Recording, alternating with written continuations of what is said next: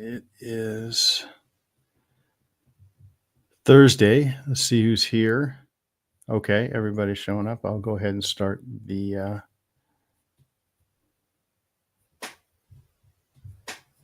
video then. Birth rates are falling all over the world. When a mass middle class emerges, along with female education and the availability of birth control, women have fewer babies. In some places like Italy and South Korea, the baby bust has had some dramatic consequences. There are just too few youngsters to support an ever-growing senior population. That is a financial and cultural problem. President Trump is determined to reverse America's baby bust. Our birth rate has been declining since 2007. He says, "I want a baby boom." What's he doing about it? Stand by. There is a plan in the making. A variety of interest groups have been pushing their ideas on the White House. How about a cash bonus, maybe $5,000 when a mom delivers? We've often heard that couples can't afford children, so offering a financial incentive may work. There could also be an extra child tax credit for newborns. Transportation Secretary Sean Duffy, he wants to prioritize funding for areas with a high birth rate. Duffy himself has 9 children. President Trump has pledged to lower the cost of in vitro fertilization. Elon Musk has fathered multiple children this way. He believes declining birth rates threaten civilization. There is a proposal for a National Medal of Motherhood to mothers with 6 or more children. There are calls for the government to fund studies of a woman's menstrual cycle so that they can figure out more easily when they can conceive. There's a switch. Birth control has been the focus. Now it might turn to birth encouragement. These ideas fit the president's plan for a return to traditional values. Marriage between a man and a woman. This will not go down well in all circles. Reproductive rights, meaning abortions, have ruled the debate for generations. But the emergence of a baby bust has produced a real call for action. The president says, we will support baby booms. In other words, get out there, get married, and procreate. All right. Good morning, everybody. Chloe, good morning. Lucas, anybody else here? Hopefully that went through. And you guys saw that. It's funny. We've been talking when Michael and Ben and I talk on Friday sometimes, or when Michael and I would talk on a show. He's very optimistic with the election and everything in the future of the country. And I've chimed in a couple of times saying, we need to make sure we have a future, and the video worked. Thank you. Sorry about that. It always kind of a question when we begin the show because it didn't work for a couple of times.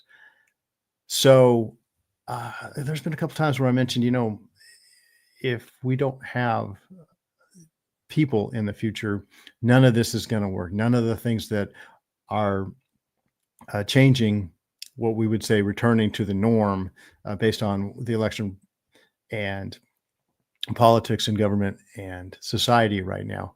It's not going to matter if there's no people in society. And when this subject came up, I've been doing kind of a little mini series here on, how I think I did a couple weeks ago, how strong is America. Last week I did how strong is the church. So I want to focus on how strong the family is. And in particular, this subject, marriage and family, is really what I wanted to talk about, because it's not a given in any society and in all of history up until the recent the last 5 seconds of history, relatively speaking, there's never been a question of whether or not young people will get married and have a family. They needed to. There wasn't even a thought that that wouldn't happen. Society has to continue. If people were going to survive, they needed young people. Oh, Carrie's still on the phone. Okay. Tell whoever it is hi, Carrie. There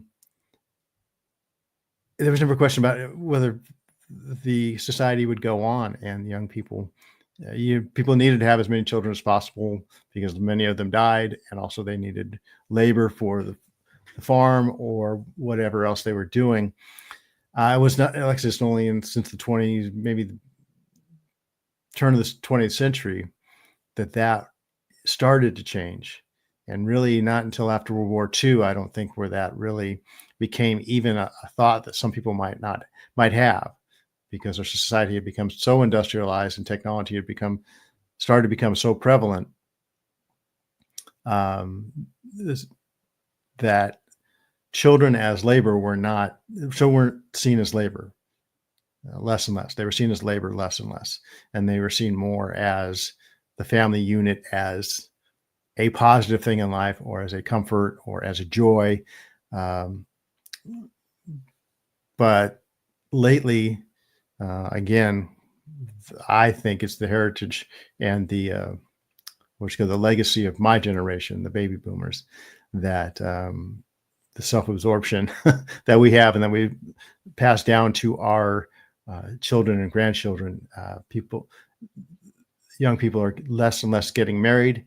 They're having fewer children, and the birth rate is below replacement rate. So that old, unspoken, uneven thought of reality of we need to replace ourselves in our society is going fast.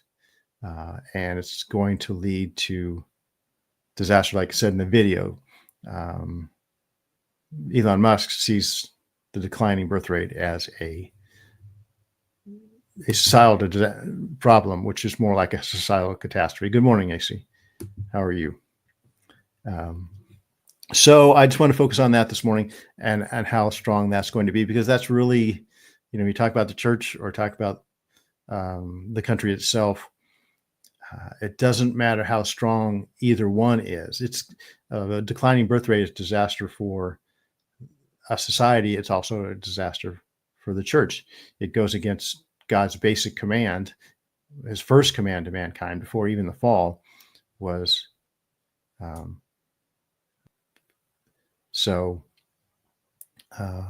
be fruitful and multiply, was the phrase I was looking for. So that was God's first command. And I think all of the things in our society that have been arrayed against family and children, you can talk about abortion, or you can just talk about secularism, you can talk about feminism, you can talk about whatever else has been arrayed against the family. Every message to young people is don't have children. The environmental movement has painted humanity as something that's destroying the earth, and that is a bad thing. So multiplying, procreating is a bad thing for the earth, for Mother Earth. Okay, it's a substitute faith is what it is, really. Okay. Yeah, not sure if I will ever be a grandmother. I'm sorry. I hope you are. I hope you are. And yes, Lucas, you have mentioned. Yes, good for you. Good for you.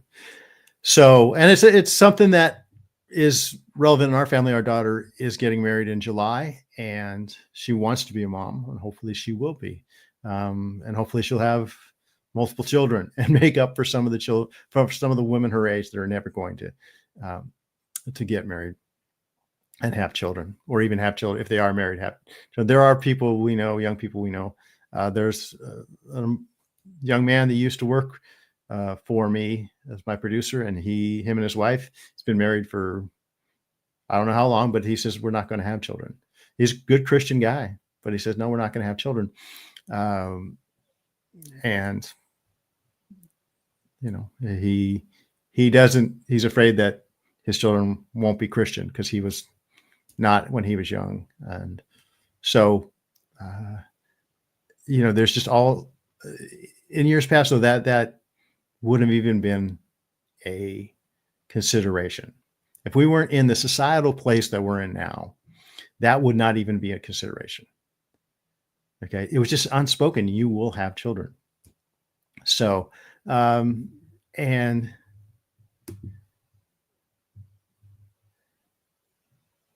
okay, my oldest is 15 and already asked Jesus questions. Okay. Now is that he's asking Jesus questions or did he ask Jesus questions? So I'm not sure what that means, but I'd be interested to know. So he's 15. Okay. But so he's thinking spiritually, right? So that's whether or not our children are Christian or not. And we have one child that is very faithful, continuing in the faith. One is not, whether that's temporary because he's just at the age where, you start rebelling against those things. That happens a lot. You raise a child Christian, they go through a period where they want to assert their independence and rebel against that. And then as they're older, they come back. Maybe that'll happen with him. Who knows? But it's a journey you set your kids on, and you try and do the best you can. He asked you. Okay, he asked you about Jesus. Okay, so he's asking Jesus questions to you. Gotcha. Okay, so that's it. You're training up a child in the way it should go. But then it's like, I think I will share. I think it's Psalm 127. Yes. So let me share this here.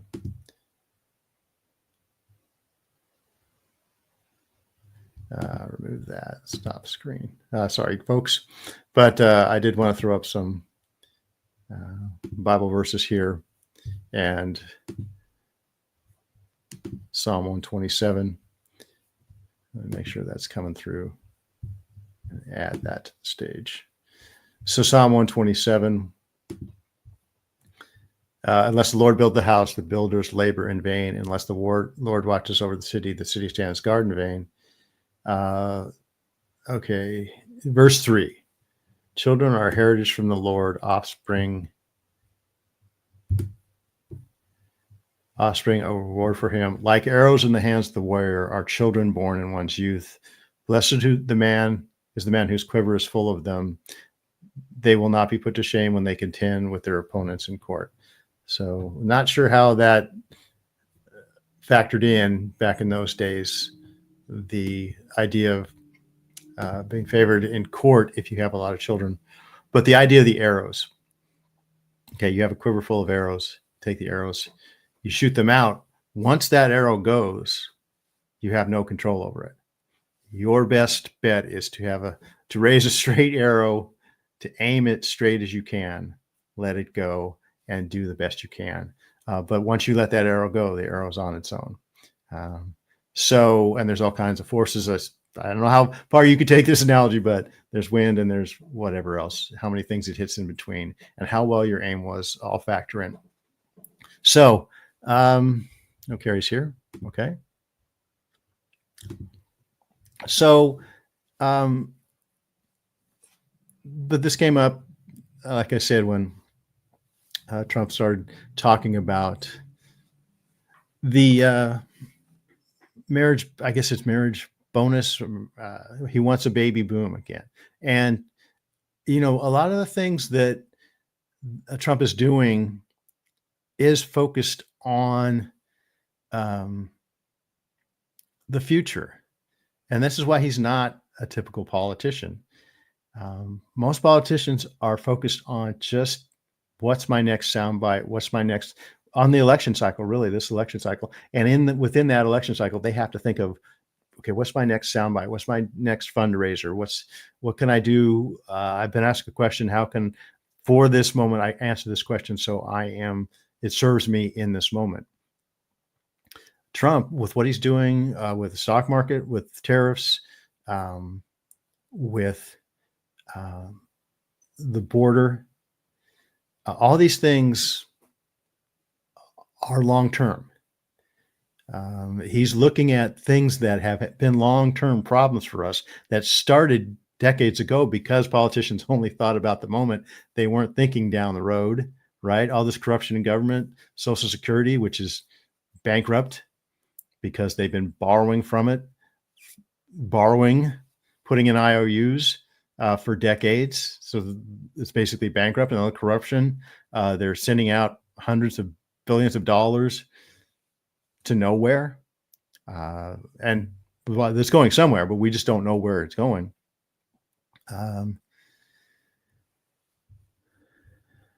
Okay. That is why it is very important to keep people who are smarter than you close. There's an old saying that if you're the smartest one in the crowd, finish that thought. So all these problems have been because of short-term self-serving thinking. But this is looking down the road obviously beyond his lifetime. I mean, Trump's in his 70s. He only has maybe a decade or two left, right? And he only has 3 years left in this presidency. So this is not a self-serving idea because it doesn't matter if you take the corruption out of government. It doesn't matter if you do all this economic and societal reform if you don't have a society 25, 30, 40 years down the line. And we won't unless young people return to marriage and return to family and large families, because the societal replacement rate has to be 2.1 children per woman, really, for society to even continue at the same rate. If it doesn't, it's economic and social and societal collapse and disaster. And who knows what that will mean? It's been so long since we were an agrarian, non-technological, non-industrial society. But if the economy collapses, all that stuff collapses with it. We may, one way or another, have to return to our grandchildren, children and grandchildren will have to return to the idea of having as many children as possible in order to survive. This moment in history that we've had for the last 150 years, say since 125 years, I think Jordan Peterson said that really our society as we know it now didn't really start until I think he said 1895. So the turn of the 20th century. Before then, people really didn't have much of anything. There's only very few people that had a comfortable life and long life expectancy. Everybody else was still struggling, even up to 125 years ago, 130 years ago. But this whole industrialization, the whole modernization, education, technology has had the effect of making us less dependent on reproduction, marriage, and family. So there's bad news about marriage rates.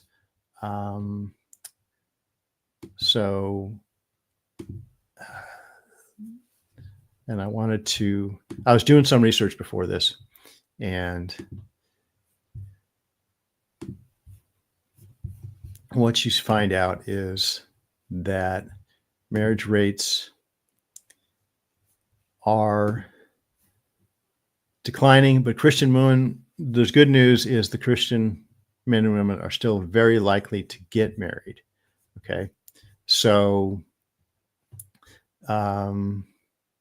never married, there's more never married people than ever, 34%. 48% are now married. I think 5.5% are widowed. 10.6 are divorced. Okay. So, but it goes on to say that fewer young people are getting married, and on the birth rates, interesting thing came up there that I'm not sure is a good thing, because I looked up these birth rates, and the birth rates increased by 1%, but what they did, if I didn't add this, okay, I got to remember to add to the stage. So birth rates increased by 1% in 2024. Whoops. Okay, that right there. But if you look down in this a little more specific, in 2024, birth rates decreased for females aged 15 to 24, but they increased for women 25 to 44. So not sure. And I see that, and I know that, and I see that. A lot of, okay, Lucas. Reggie, you can't soar like eagles while roosting with pigeons. Okay.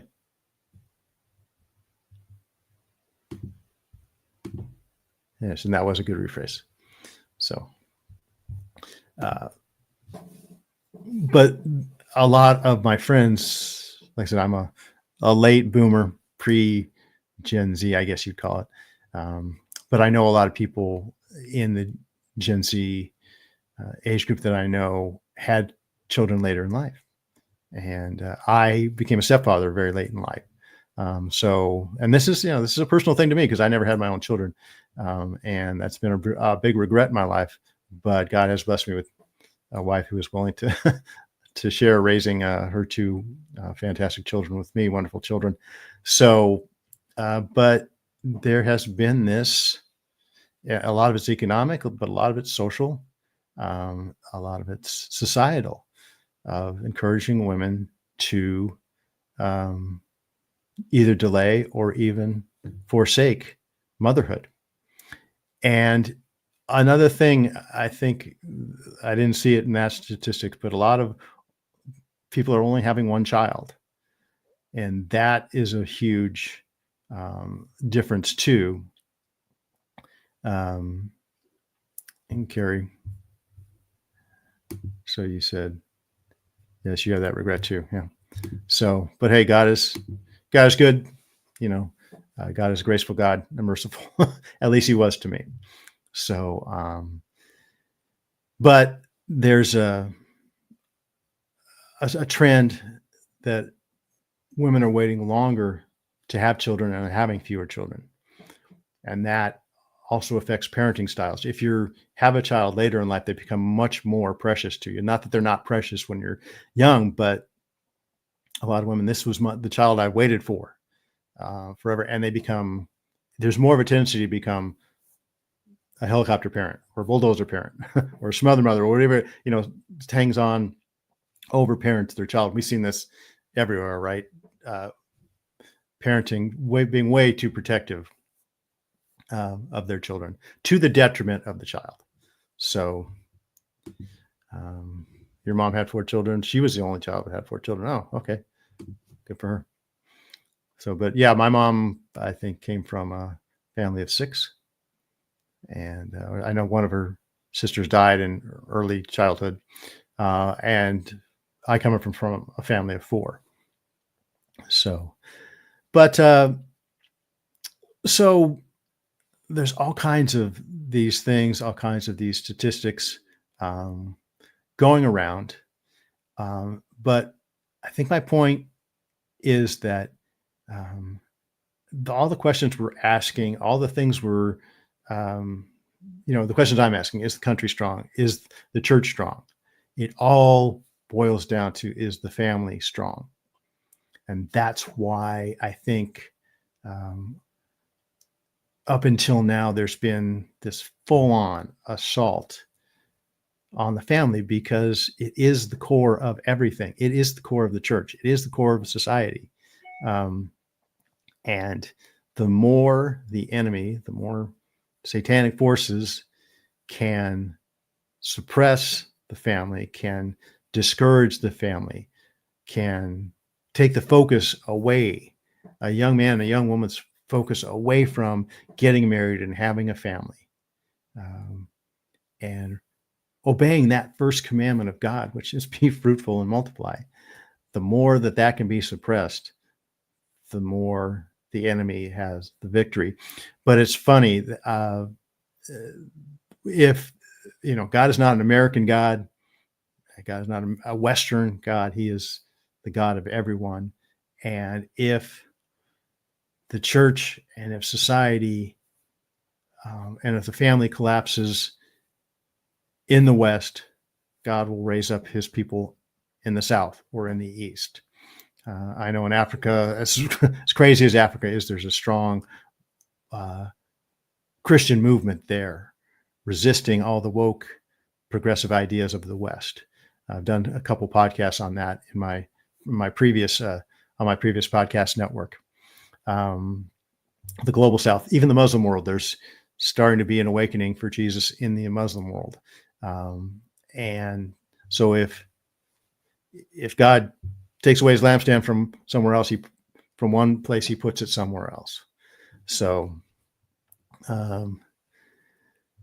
hey, Lucas, driving your kids to school.